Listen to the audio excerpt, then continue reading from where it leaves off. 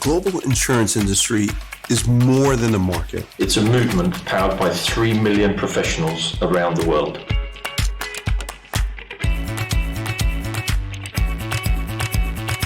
Together, we support communities as they rebuild after disaster. Help businesses through risk and uncertainty. Protect individuals as they plan for brighter futures. This impact isn't possible without people. That's why we attract, grow, and retain the very best talent. Because when every voice is heard, when every person feels they belong, we don't just build careers. We build a better tomorrow. Belonging builds tomorrow. Belonging builds tomorrow. Belonging builds tomorrow. Belonging builds tomorrow. Belonging builds tomorrow. Belonging builds tomorrow.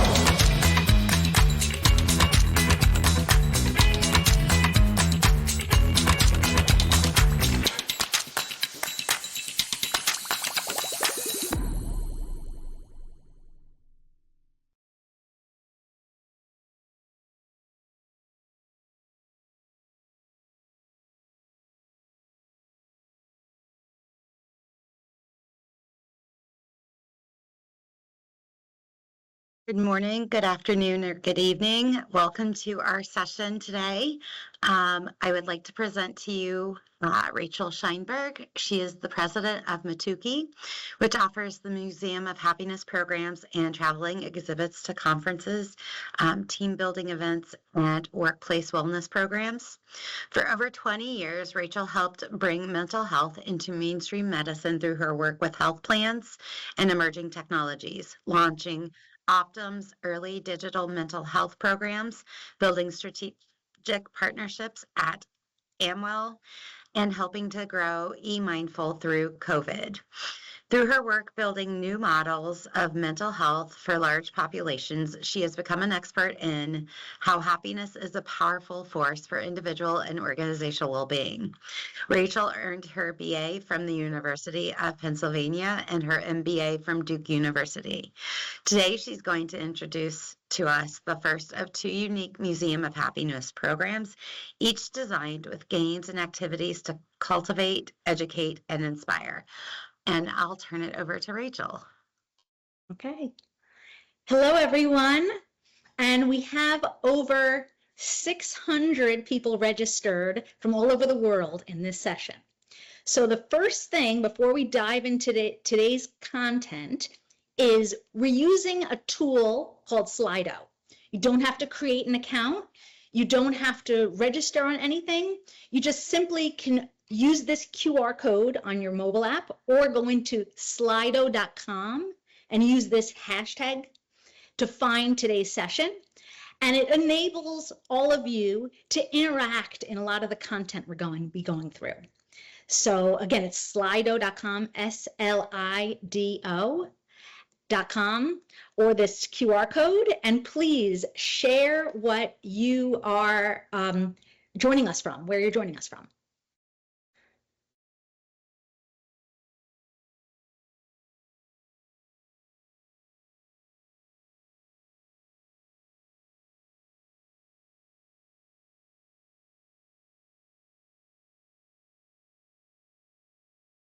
Right.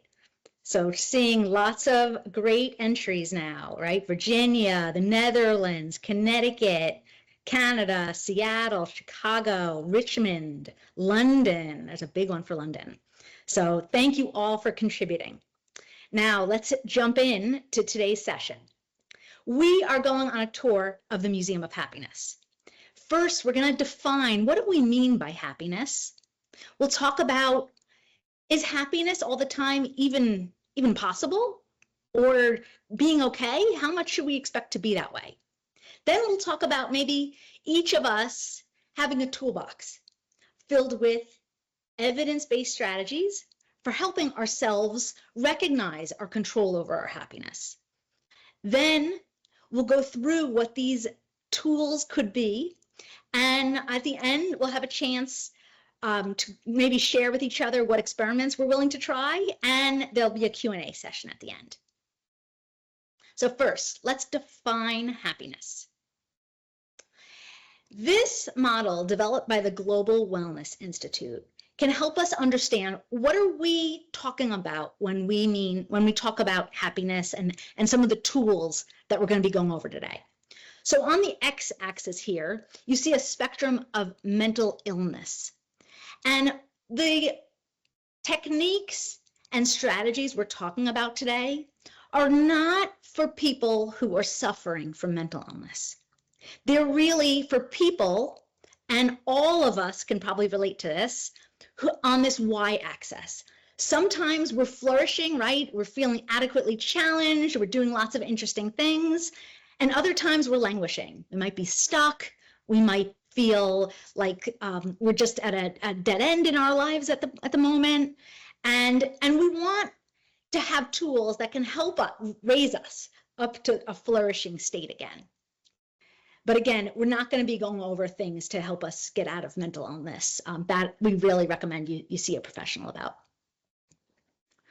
Next, when talking about happiness, it's common to think, oh, when this really exciting life event happens, I am going to be happy. When I get married, when I meet my life partner, when I get that certain job, when I make that certain amount of money, if I win the lottery. And research over the last several decades shows that that does not bring happiness. What you're seeing here are this average line is a baseline happiness level, and we each have our own baseline happiness level. And whether people have won the lottery, super great, exciting, or had something tragic like became paralyzed or lost a limb, we all tend to return to our given baseline level. And if you think about the people in your life, some people have higher baseline levels than others, right? There's people who, no matter how great things are, they find a reason to complain. And then there's people who have kind of tough times, but yet they tend to look at the bright side and are good at looking at the bright side of things. So we all have these baseline happiness levels. And the strategies we're going to talk about today are shown to actually help raise our baseline level if we practice them over time. The other thing really important to go over today is when we talk about happiness, we're not talking about being cheerful and outgoing all the time. That's not everyone's personality, and that actually isn't part of the definition of happiness. When we're talking about happiness here, we're talking about satisfaction with life. How satisfied you are with your life.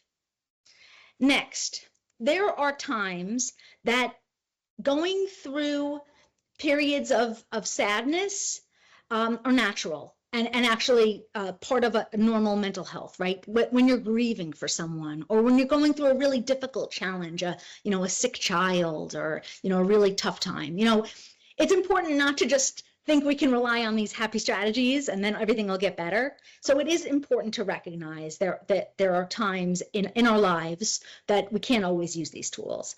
And same thing with if someone has severe mental illness, the tools and strategies we're talking about today are not designed to help cure them. They really should seek professional help. But putting that aside, let's talk about what determines our happiness.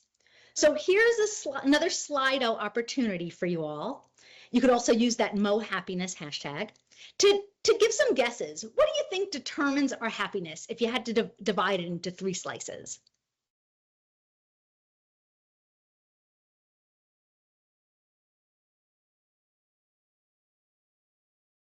Any guesses? Let's see. See if I can do it.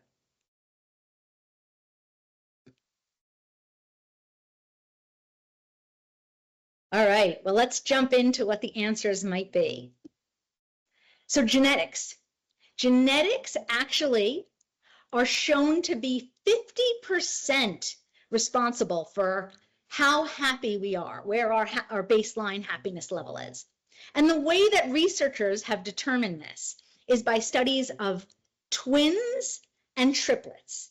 And they've looked at twins, both raised together and raised apart, and they've looked at fraternal and identical twins. And what they found are that identical twins, their happiness levels later in life are so much more likely to be the same than fraternal twins. And again, same things have been done with triplets, that genetics play a really important part. And you might see that as good news or bad news, right? Depending on who's in your family. But it's not just genetics, right? What else goes into it? So another 40% is our actions and thoughts, and that we have control over. And again, what you'll see in this presentation is a lot of our actions and thoughts are, things that are just sort of come naturally to us, but there are ways we can influence them so that it's not just a struggle all the time. And then finally, external circumstances control 10% of our happiness. And that's sort of counterintuitive, right? Because if you're stuck in traffic and you're late to a meeting or an important event, you feel like, well, 100% of your happiness is based on your external circumstance because you're so bummed that you're late. But in truth, external circumstances really only determine our happiness 10%. Now, why should we focus on happiness, right? It seems kind of frivolous, right? Especially given our world and all the different things many of us are responsible for, whether it's our work and taking care of others, parents, kids, right? Why focus on happiness? Well, it's actually really important to, and here's 3 reasons why. Number 1, repeated studies show that having a better outlook, a more positive outlook, and feeling more satisfied with your life helps you live longer. And those studies, there's 160 that went into this meta-analysis. It's looking at populations all over the globe. Next, feeling more satisfied with your life actually can help you be more successful. So there was a 5-year-long study done by a group of researchers led by someone who's considered to be the father of positive psychology. And what they found when they looked at US Army soldiers from the time they came in until 5 years later, when they took surveys of them and their life satisfaction, people in the top 25% of life satisfaction earned on average 4 times as many awards as people in the bottom 25% of life satisfaction. So again, that is evidence that people who had a better outlook on life, on how they felt about their lives, actually were more successful. Next, the third important reason here to be happy is because it could help your company be more profitable. So what you're seeing here is actually an analysis of a research done by the global recruiting firm Indeed. And they did workplace well-being surveys. And when they took the top 100 public companies, they looked at their stock price index over 3 years. And that is the pink line you're seeing. And you can see those top 100 companies, in terms of how they were rated for their workplace well-being, outdid the NASDAQ and the S&P 500. So, here's evidence for anyone who might be in HR or feels really strongly about their company, showing employees that they care about them. Here's evidence it could actually help the company make more money.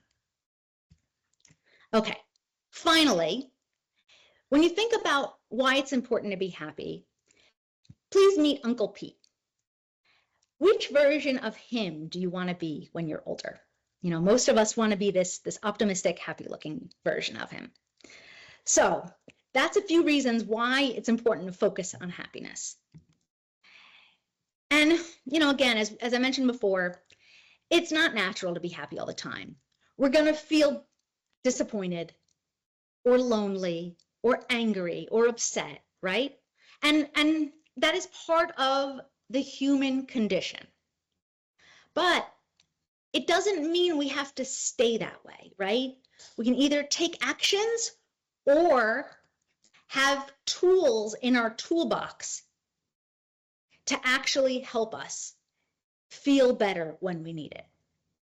And I want to point out that, we live in this somewhat stressful world, right? Where there are things constantly trying to steal our happiness. And I'm going to talk about two of them, right?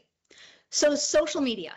I mean, I would imagine everyone on this call has seen some reference to a study that social media can lead to feelings of isolation or feelings of inadequacy or feelings of loneliness, right? So it's important to be aware of that. I'm not saying discontinue using social media. I'm just saying it's important to be aware that social media can actually be stealing your happiness. Second is, many of us live in cultures that are somewhat materialistic, and we're on something that psychologists call the hedonic treadmill, meaning as soon as we accomplish one thing or one level or one income, right, we're already striving for the next, and we're already feeling sometimes like we need to be at the next level.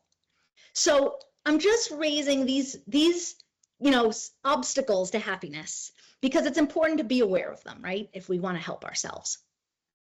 Okay. Finally, when we jump into this toolbox and these guidelines for achieving more happiness, sometimes people think, oh, all I need is cat videos, right? Because cat videos can help, right? Hopefully this is something familiar or that brought a smile. But we're going to go into 10 evidence-based strategies that have been shown in populations across the world to help support our happiness, besides cat videos. Okay, so first, gratitude. And you see the word gratitude a lot in pop culture. Sometimes people are recommended to keep gratitude journals that they write something every night that they're grateful for. Or sometimes at a team meeting, you can have everyone in the group go around just introducing themselves and sharing something they're grateful for. But gratitude is a strategy that can help shift our energy, right? So things are going tough, or a friend is telling you, all their troubles, right? And they might really be difficult troubles, but you're trying to help that person. And you think, you ask them, what's one unique thing that you're grateful for? Or, are there things that others are grateful for that maybe you haven't thought of before? And really trying to challenge yourself to think of new things to be grateful for all the time can help lift your spirits, or at least shift your energy away from negativity. And I really did, 15 years ago, I remember having coworkers, one of which who always complained.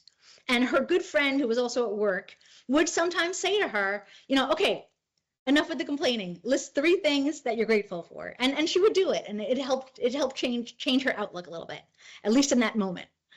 Didn't change her personality, but it did help her outlook at that moment. So again, if you're taking notes or taking screenshots, gratitude can be really helpful for shifting energy.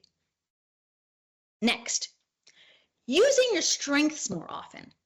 So, there's many different ways that each one of us knows that we have power, knows that we're good at certain things, right? And sometimes we fall into a rut where we're not using our natural strengths. So what you see here on the left, the Clifton Strengths Finder and highfivetest.com are 2 different tools you can use to help identify what are your strengths. And the Clifton Strengths Finder is something you can do with your team. It does cost money, but the highfivetest.com, that is free. And maybe just for fun, for the next minute, each of us can look at this list. Hopefully the text is big enough on your screens, and maybe just jot down or take a picture with your phone of these and do them later, just to help remind yourself the things that you're good at and the things that you should be using more often. And I'll give you all a few seconds to look at this. And again, I apologize if there's so many choices that they're tiny.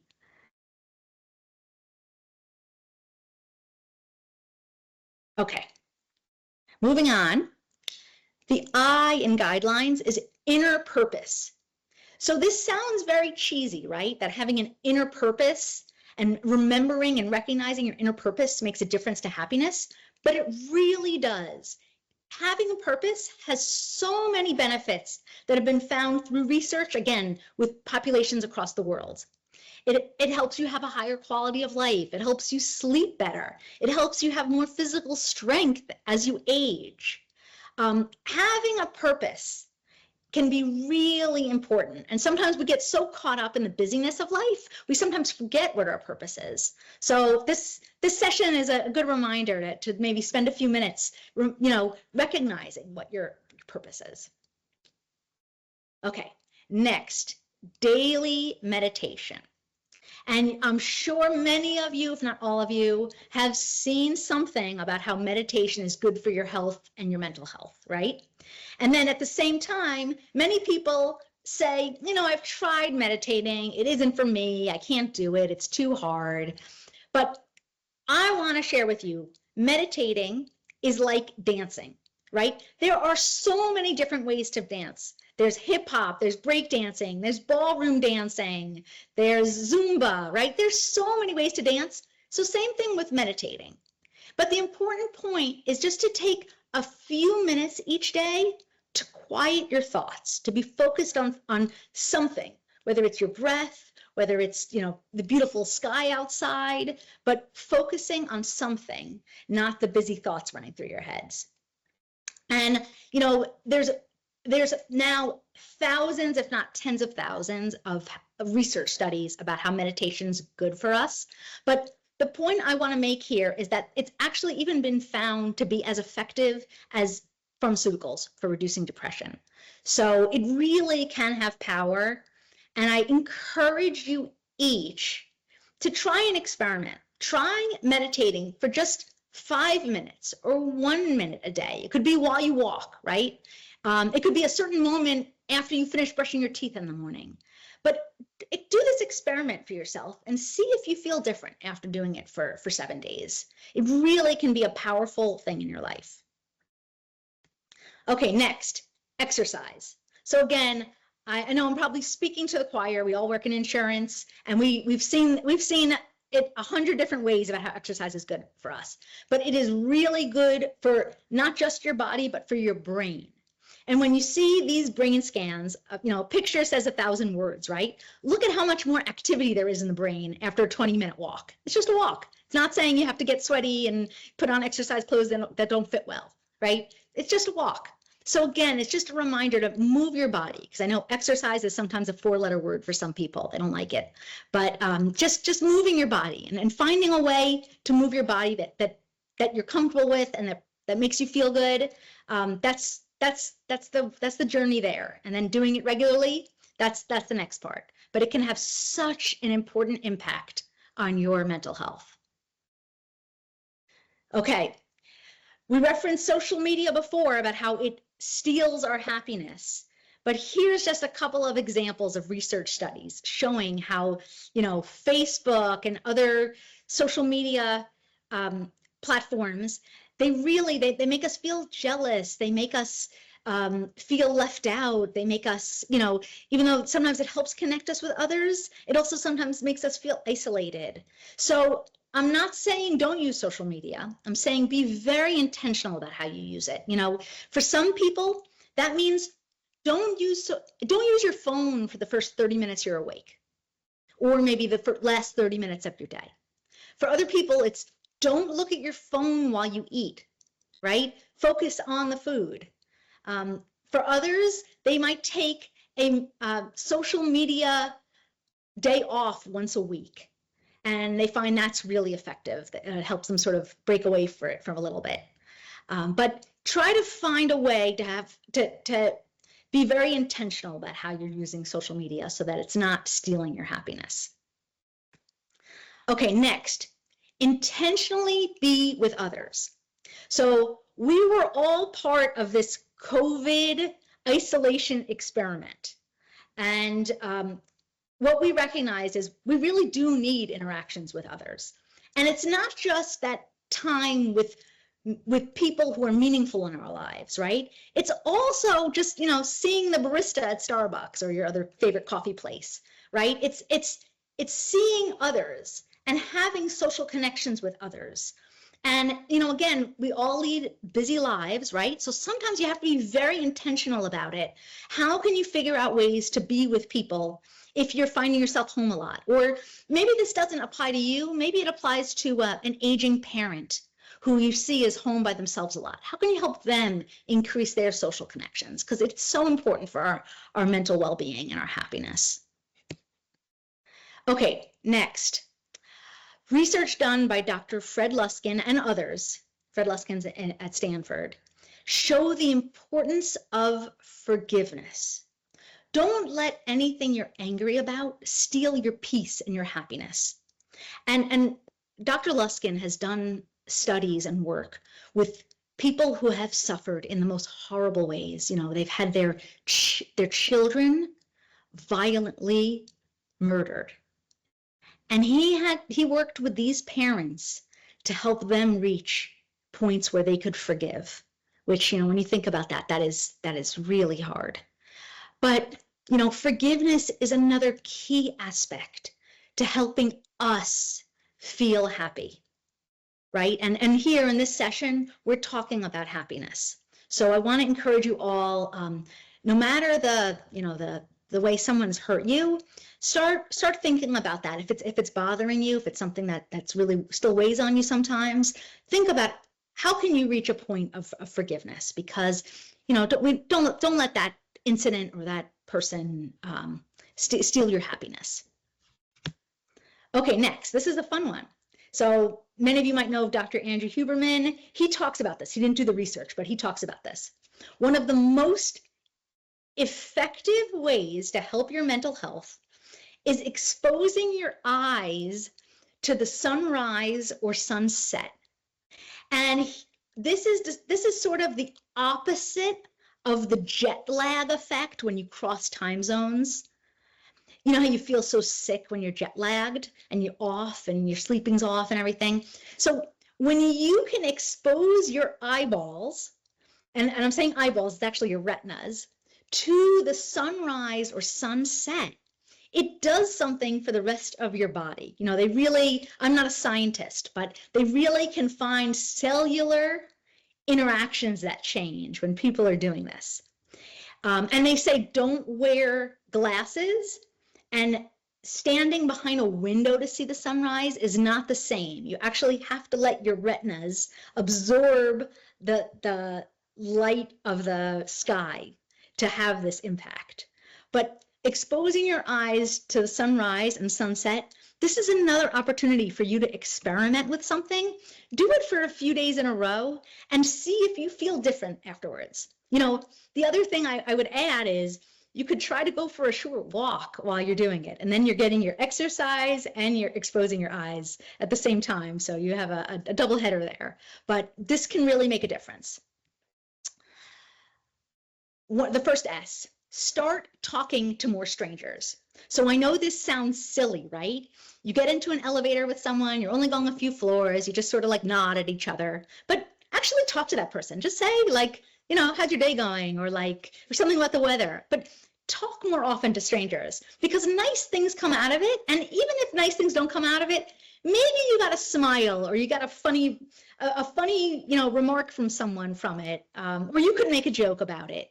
But asking someone a very gentle icebreaker question, or just hi, how are you, versus just a nod, it can make a difference to how you feel when you start doing it regularly. And if you think about it with kids, sometimes kids naturally want to connect, right? So it's using that natural energy we had when we were younger, before we built up all these stories in our heads about why we wouldn't talk to strangers. Start talking to strangers more often. It can just make a difference. And again, I encourage you, if this sounds crazy and you're like, oh, I'm an introvert, I don't know about this, try it. Try it as an experiment for maybe even a day and see if you feel different. Okay, now let's review the guidelines we talked about to experience more joy and happiness. on a daily basis. So first, gratitude. Second, using your strengths. Third, recognizing your inner purpose. Daily meditation, exercise, less time on social media, intentionally being with others. Don't let anything steal your peace. Expose your eyes to the sunrise and sunset and start talking to more strangers. And I really encourage you, take a picture with your phone, take notes, and then I'm really curious, again, we'll use Slido, share with us, what experiment are you gonna try? Want to hear from people. And there'll also be a chance for a Q&A after this. But first, let's just share if there's an experiment you're willing to try that we talked about today.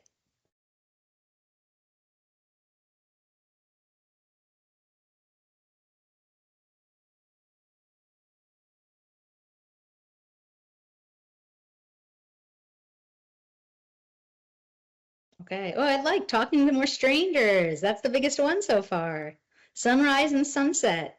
Gratitude. Walk at sunset. Oh, love it. Love it. Meditate. Walks. It's great. Faith. Very important. Terrific. Terrific. These are great. Oh, I should have said that too. You can use it on your computer with the hashtag #MoHappiness. Okay. These are great. Thank you, everyone, for contributing. Okay, so now we have a chance to have a Q&A. There's also something here too, if you have any other comments you want to share with just me or questions. I love hearing feedback at the end, so that QR code on the right will let you do that. But the QR code on the left is what we'll focus on first, this Q&A.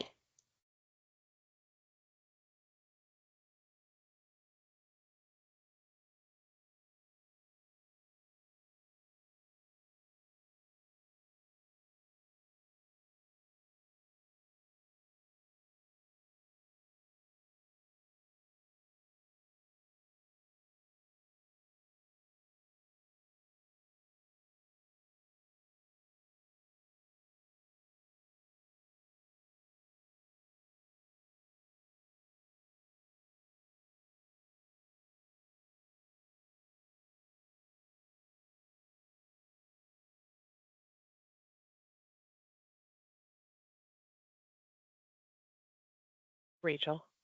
Yes. That QR code is going to the Nourish to Flourish survey, not the.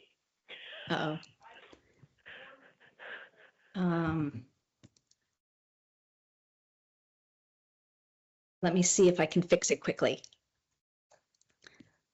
Okay, hold on.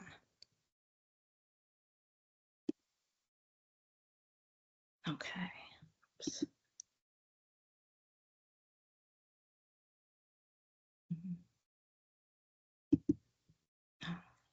Back to here. Okay, it'll take me about 1 minute and I'll get the right code in.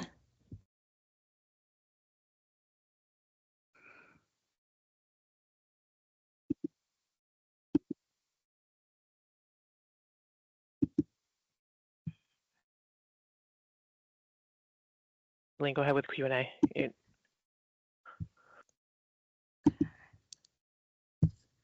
Oh, you know what? If we go back to one of the other Slidos, can we use that? Unsure. Yes. There are questions coming in, Rachel. Oh, can you read them? Yes. Okay, great. Let me go back. I'm being voted on.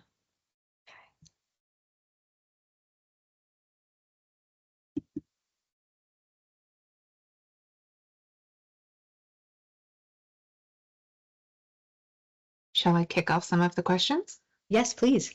Amazing. So lots of questions generated from the audience, and thank you for your participation.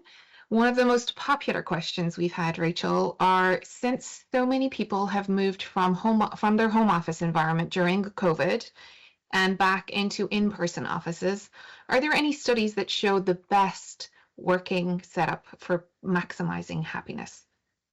Oh, so, everyone's different, right?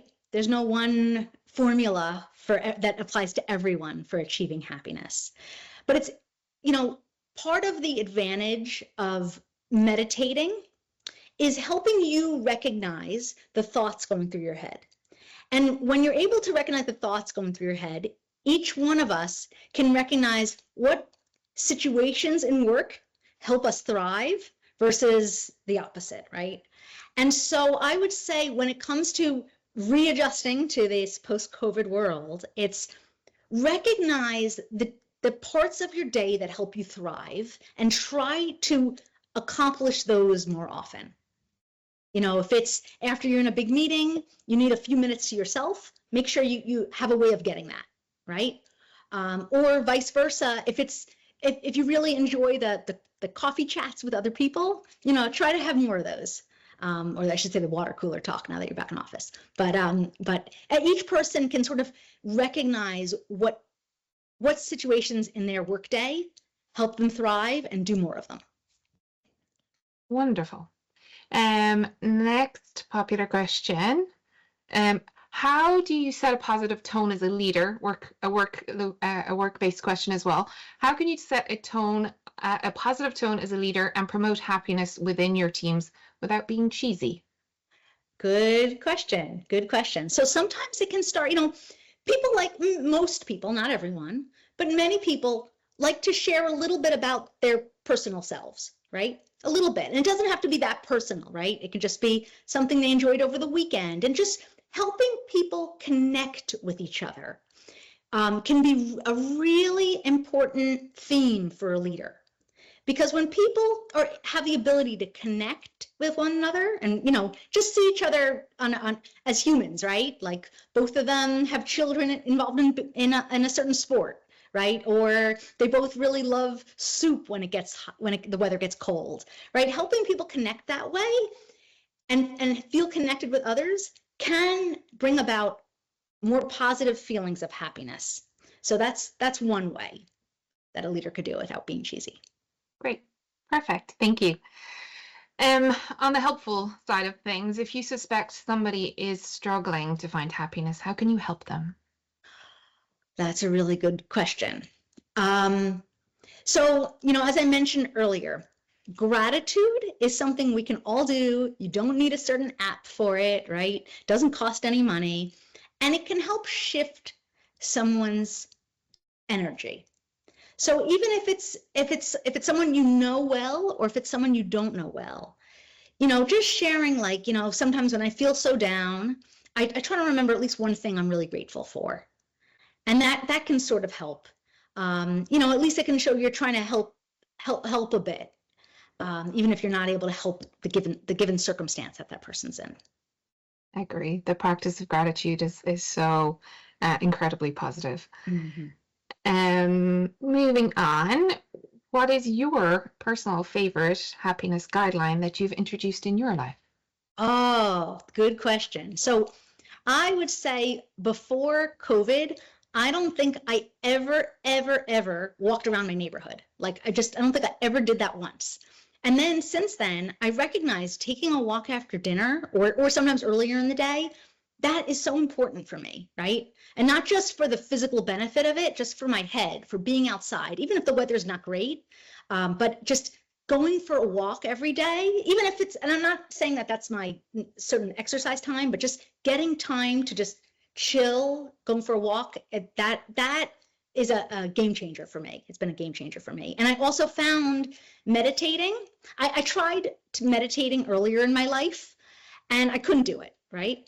And then when I committed to 10 minutes every morning before the other people in my house were awake, and while I was drinking my coffee, it made a big difference. I remembered things that I needed to do that weren't on my to-do list, right? Or I got ideas that I probably never would have found some other way. So, and not that happened every day, it doesn't, but just it made a big difference in my life. And sometimes I shift away from meditating, but then when I return to it, I feel the benefit again. It can make a difference. Amazing. And this may overlap with the next questions, which are a couple of questions I'm going to combine, which is if you find yourself having negative thoughts or if you're experiencing burnout, what should you do? So the negative thoughts, I didn't talk about journaling here, right? And I'm not going to talk about journaling, but the negative thoughts, if negative thoughts keep coming into your head, writing it, finding scrap paper and just writing it out, writing the thoughts, like it can help just sort of get it out of your system. Again, it's not necessarily going to fix your problem, but it helps get that energy out of you, like it helps release it a little bit. So I would definitely say to spend time writing it. And there's even a practice called morning pages where it's every morning or whatever time of the day you want. Take 3 pages and just write whatever nonsense is going through your head. And they could be small pages. They don't have to be big pages. But just getting those thoughts out on paper, it can help sort of clear your energy and clear your mind of some of the troubles that might be there. Amazing. As we think about outside factors which contribute greatly, I think it was 10% you mentioned, as we think about keeping those outside factors from influencing our happiness, it's not fully possible, but what are some of the better practices for this? So it's important to remember there are some external circumstances that are very short term and that maybe we can help control in the future. Like that example of being stuck in traffic. You can sort of recognize like, this is really stressful. I feel really awful right now because I'm late. I should make a point to get there early from now on so that I don't feel this way. And even if I'm 30 minutes early, I'll figure out how to use that time, so that kind of thing, you could help figure out a way to avoid that in the future. And that can be your shifting your energy. Like, how can you problem solve, right? Then there are circumstances that we don't have control over, things happening in the world. And there's a lot of different ways people seek help with this. Sometimes it's finding I'm going to use the term support group, but finding other like-minded people who feel the same way about that issue and joining together. Because sometimes, whether it's commiserating or brainstorming or finding a way to take that negative energy and do something positive with it together, that can be really important. So I would say finding others who share that same stress about that world event that you don't have power over, that can be comforting. It could also be, I've heard too, like writing letters to your leaders, your world leaders. I don't know if that has an impact, but that's something else that at least you feel like you're doing something. Those are just 2 thoughts. Amazing. And I know we're going to run out of time, but one question that was incredibly popular was in regards to social media and any recommendations for helping people to reduce their time on social media. I know it's part of our world right now, but good question. And if you have teenage children right now, that is who I would think needs this the most, because this is all they know. And it's finding a couple of studies to show them the difference in happiness with limiting your use versus just using it any and every minute of the day. And again, if you send me a note, I'll send some studies to you that might help make a point to your teenager. I can't promise to change their minds, but it might at least speak to them. And maybe it's something they can even share with their friends or laugh about with their friends or something. Because we all need help with that. Amazing. As a mom of 2 teenage boys, I can attest to trying to fight that battle on a daily basis. I think we can keep going with another couple of questions, but this is a really nice question. How do you suggest working on forgiveness for older problems where people you need to forgive are out of your life, but you can't seem to let go of the past? Yeah, that's really hard. So sometimes certain religious faiths have recommendations, right? Sometimes you might have a mentor or a teacher that you could ask, because it's one of those things that's different for everyone, and it's not something that you can just apply, superficially and say, okay, I'm just going to forgive you, right? You do have to feel it. So, and again, some things do take time, right? But I would say, seeking a trusted advisor to help you in that process can be helpful. Again, whether that's a friend or a faith leader or a mentor or a teacher. Amazing. Thank you, Rachel. We're getting some requests to see if we can show this slide with the 10 guidelines again. So if we can just keep that in mind. And then let me see.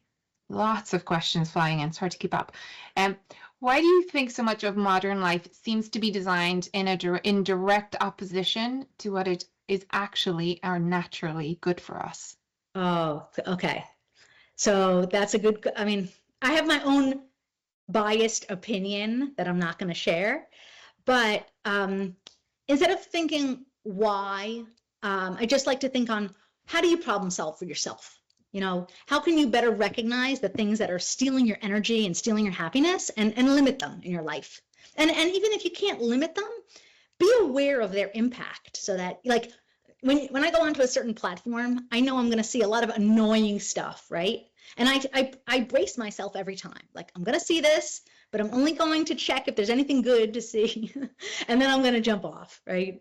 So it's being aware of things like that can help. But as to why so many things, why our world has so many things in it that bring us down, again, I don't want to share that because that's just my biased opinion. I don't have evidence-based research to back that up. Well, here's a question that is looking for some study or research, and also regarding helping our children. Are there any studies on how parents can help children who were born during COVID catch up on their social skills? I have one of those. Oh, that's a great question. So again, I would say turning to teachers and educators who really might know better than I would. I'm not licensed in education. And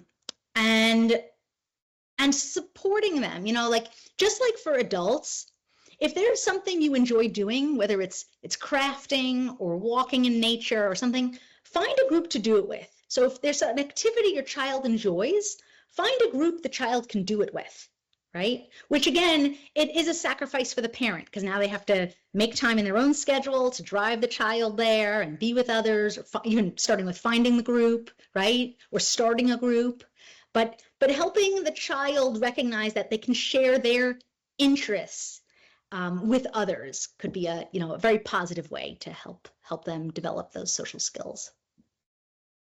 Amazing. There's 2 more questions in the chat. This one could be it could be a heavy one, but how do you shut down feelings of guilt for being happy when the outside world feels so heavy? And it really does feel heavy right now. So here's a way. So remember at the beginning of this session, we went through 3 really important reasons to be happy, right? Helps you live longer, helps you be more successful, and helps your company make more money. And and then we saw Uncle Pete at the end, right, with his happy outlook.